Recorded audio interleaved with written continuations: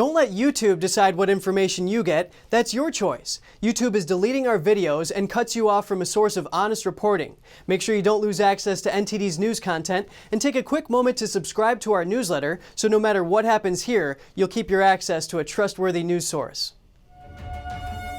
One of this year's flag bearers for Team USA is Cuban American baseball player Eddy Alvarez. He was brought to tears and said his story represents the American dream. NTD's Grace Coulter has the details. Cuban American baseball player Eddy Alvarez was brought to tears when he was selected as Team USA's flag bearer. In this emotional video posted by Team USA, Alvarez explained that the honor means everything to him. I owe so much to my parents, to my family that came over to this country, so to be able to lead Team USA is an absolute honor. There's a lot of sacrifice I've had to make in this life, my athletic career. So, just absolutely incredibly honored, and what a privilege.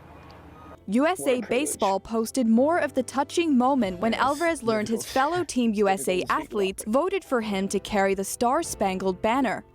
In a statement, Alvarez said, "Being a first-generation Cuban American, my story represents the American dream. My family has sacrificed so much for me to have the opportunity to wave this flag proudly."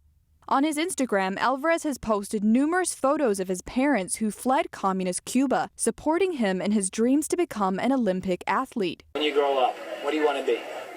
An Olympic skater. His dream came true, and he won silver in the 5,000-meter short track speed skating relay in the 2014 Winter Olympics. Alvarez later returned to his other favorite childhood sport, baseball. Now he plays for the Miami Marlins and has made it to the Olympics once again. Last week, Alvarez posted this video expressing support of the Cuban people in their uprising against the regime. He said with the Olympics around the corner, he's grateful to represent a country like the United States of America. As a first-generation American, I've seen my family ache with memories of leaving everything they know,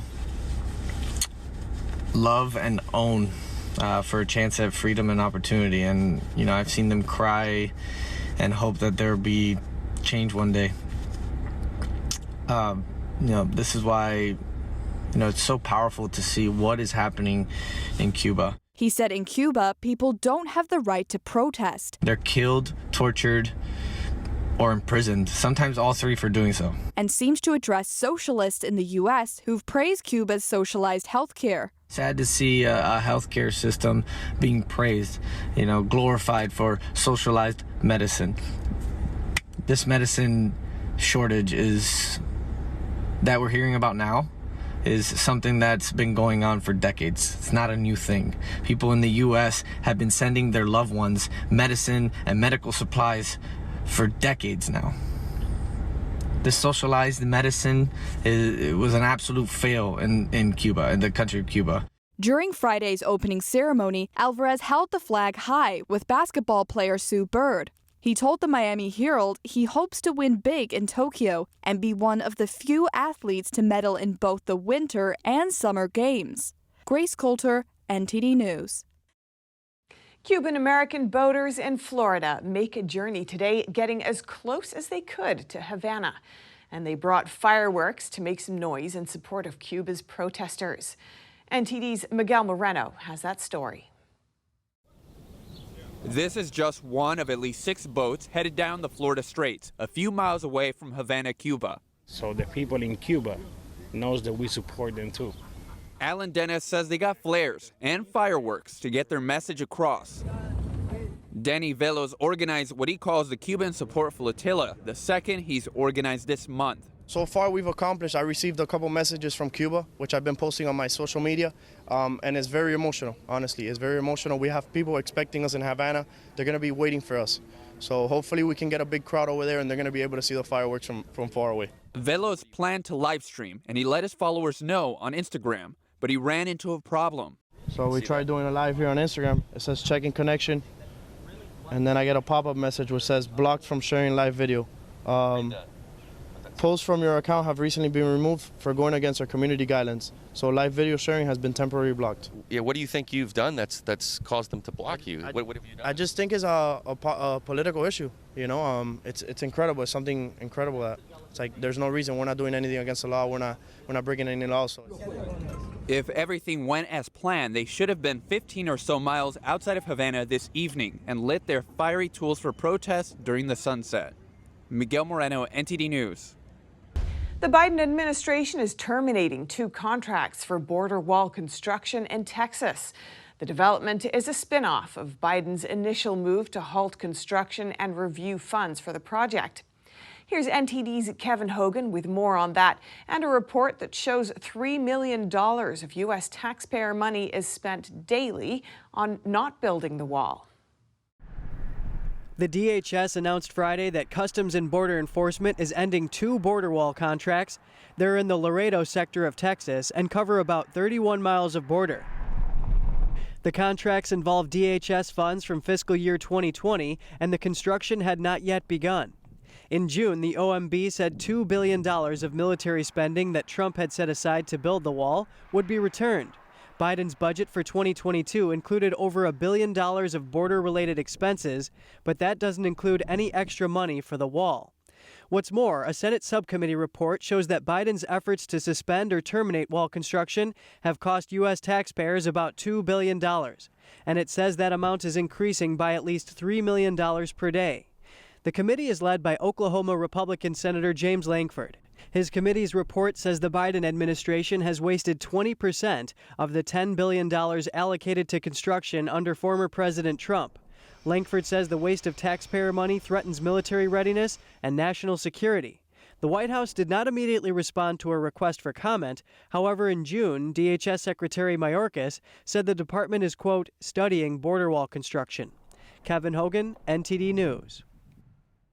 A major human trafficking operation in the Sunshine State.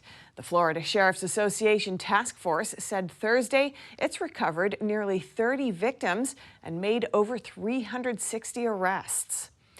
During the month of June, sheriff's offices from the 16 Florida counties participated in Operation Breaking Chains.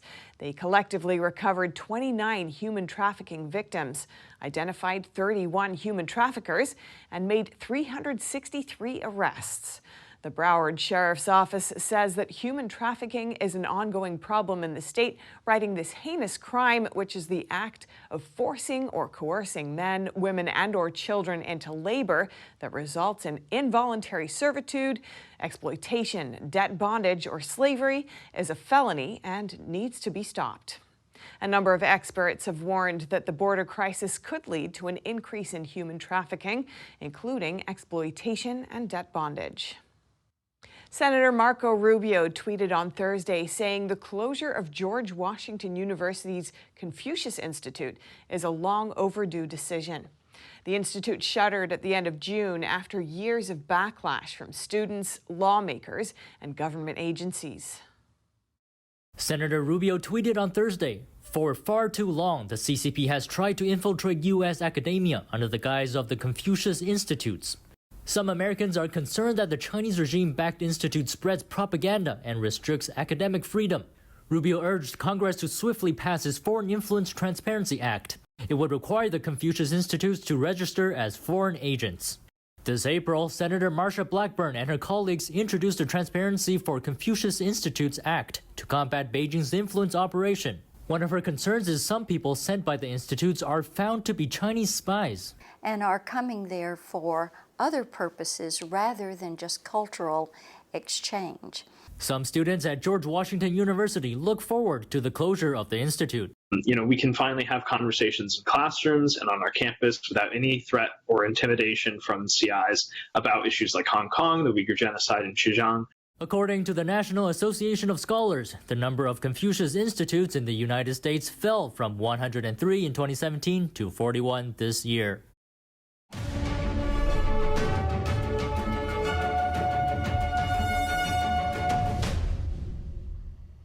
Navigating a world of economic madness, you need to have the right guide.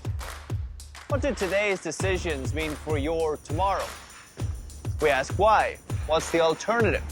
uncover the deeper reasons and the hidden influences, and highlight the real opportunities for profit. At NTD Business, we connect the dots for you. Good evening. Thanks for joining us.